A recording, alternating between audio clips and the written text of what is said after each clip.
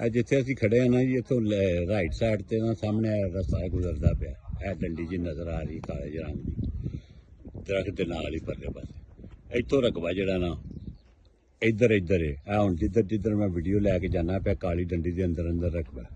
यह सामने इहदा फ्रंट है, इत्थे बिल्कुल मेन ते फ्रंट आएगा। फ्रंट के पिछे आ जिहड़ा वड्डी फैक्ट्री बनी है ना, यह जी वड्डी फैक्ट्री बनी है, इस तो उरा वापस घूमद्या जिथे मैं खड़ा वा ना,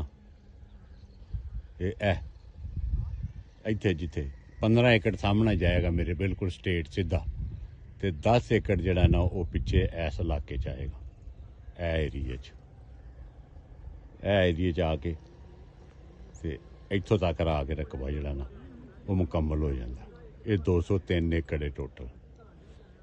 दोबारा मैं वीडियो वापस लैके चला वा, पीच साफ सुथरा इको जिहा प्लेन बिल्कुल।